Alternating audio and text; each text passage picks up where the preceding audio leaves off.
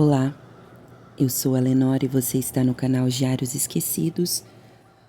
Hoje eu vou contar uma história presente no livro Sombras da Noite, Contos de Mistério e Histórias Horripilantes, por Genivaldo Santos. Se você gostar e se interessar, eu recomendo que você compre o livro em formato e-book pela Amazon. Mas antes de começar, eu gostaria de pedir, por favor, para você se inscrever no meu canal, deixar um like, fazer um comentário e, se possível, indicar o meu vídeo para alguém que você pense que possa gostar desse tipo de conteúdo. Se você estiver me ouvindo nas plataformas de podcast, eu gostaria de pedir, por favor, para você se inscrever no meu canal do YouTube. É bem rápido e você me ajudaria bastante. Bem, vamos lá? A Tumba da Ganância, por Genivaldo Santos. Aquele que se curva ao peso da ganância transforma sua alma em um tesouro vazio, destinado a ser enterrado junto ao que jamais poderá levar. As noites na vila de Bruméria eram sempre envoltas em um silêncio e escuridão. O cemitério local, situado no topo de uma colina, era um lugar que ninguém visitava após o cair do sol. Nem mesmo os mais corajosos ousavam caminhar entre as lápides, desgastadas pelo tempo, cujas inscrições, há muito apagadas, guardavam os nomes de mortos esquecidos. O vento assobiava por entre os túmulos como um aviso ancestral, e os moradores evitavam até olhar para aquele morro, preferindo ignorar sua existência. Mas Antônio, o coveiro, não tinha escolha. Solitário e amargo, Antônio aceitara o trabalho de coveiro quando a vida já não lhe oferecia alternativas. Seu rosto era marcado pelas rugas da miséria. As suas roupas estavam sempre impregnadas com o cheiro da terra úmida. Durante o dia, ele cavava sepulturas e limpava os túmulos, cumprindo seu trabalho com o desinteresse de alguém que se habituara à monotonia. À noite, ele voltava para sua cabana, localizada nos limites do cemitério, e bebia até o sono o arrastar para o esquecimento. Foi numa dessas noites que tudo começou. Uma tempestade violenta varria a vila e os relâmpagos iluminavam o céu com flashes cegantes.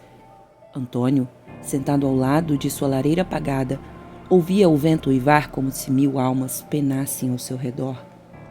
Uma trovoada estrondosa sacudiu as janelas da cabana e, de repente, algo no cemitério chamou sua atenção. Um raio atingiu o solo próximo ao antigo mausoléu, revelando uma estrutura que Antônio jamais havia notado antes. As lápides ao redor pareceram se mover, como se o chão as tivesse expelido. Um brilho dourado emanou por entre as rachaduras do mausoléu. Antônio ficou imóvel por um momento, mas o brilho, a promessa de algo valioso, acendeu uma chama em seu coração cansado.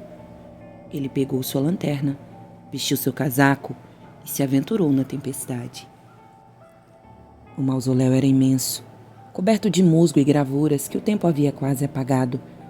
Inscrições em uma língua antiga percorriam as paredes, e no centro da estrutura havia uma porta pesada, entreaberta, como se convidasse Antônio a entrar.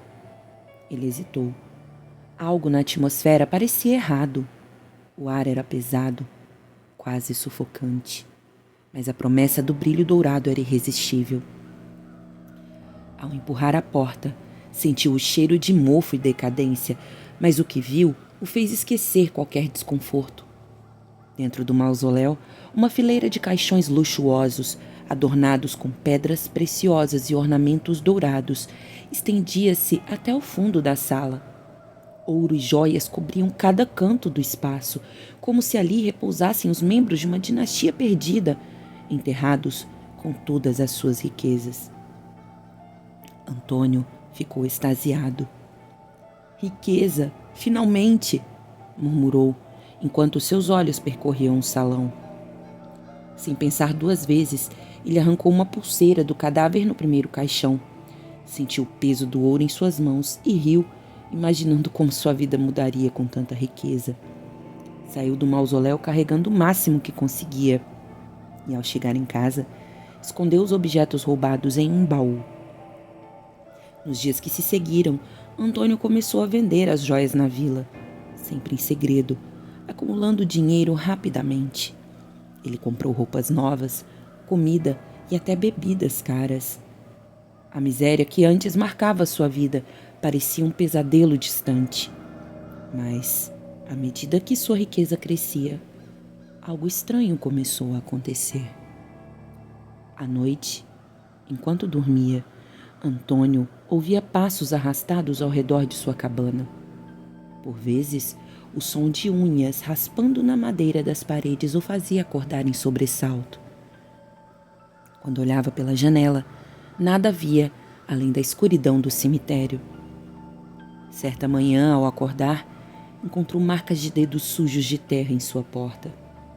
Tentou ignorar o medo, convencendo-se de que tudo era fruto de sua imaginação. Mas os eventos se tornaram mais frequentes. Sussurros vindos do cemitério, sombras que pareciam se mover entre os túmulos e um frio inexplicável que preenchia sua cabana mesmo nos dias mais quentes. Na terceira semana após o roubo, Antônio ouviu algo que fez seu sangue gelar. Um gemido grave, profundo, vindo do mausoléu. Ele tentou se convencer de que era o vento, mas a curiosidade, ou talvez a ganância, o venceu. Pegando sua lanterna, ele retornou ao mausoléu. Lá, tudo parecia como ele deixara, exceto por um detalhe. Um dos caixões estava aberto e o corpo dentro dele havia desaparecido. Antônio sentiu um calafrio percorrer sua espinha. Ele recuou, mas ouviu passos atrás de si. Quando se virou, viu a silhueta de uma figura alta, com olhos brilhantes, como carvões incandescentes, observando-o das sombras.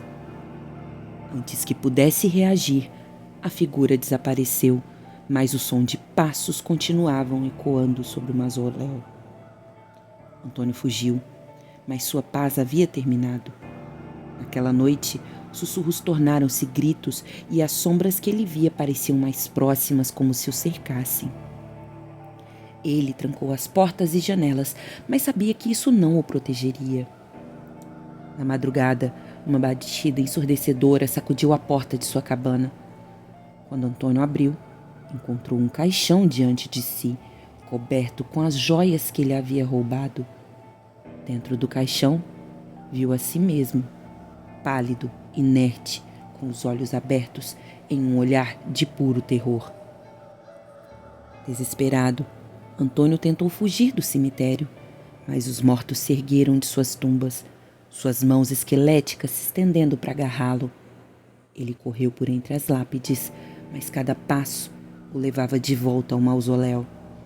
Era como se o cemitério fosse um labirinto vivo, conspirando para prendê-lo. Finalmente, ele tropeçou e caiu diante do mausoléu. As figuras dos mortos se aproximaram, arrastando-se com movimentos lentos, mas determinados. Um deles falou, com uma voz que parecia vir das profundezas da terra. A sua ganância nos tirou do nosso descanso. Agora você se juntará a nós. Antônio gritou, mas os mortos o agarraram, arrastando-o para dentro do mausoléu. Quando a porta se fechou, o silêncio voltou ao cemitério. Na manhã seguinte, os moradores da vila encontraram um cemitério estranho.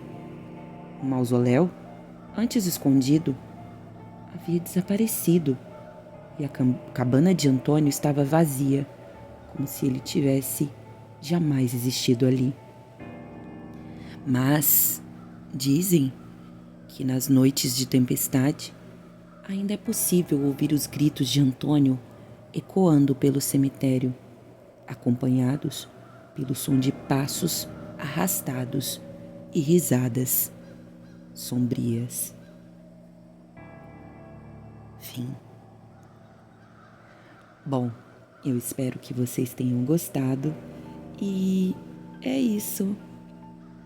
Obrigada e tchau, tchau.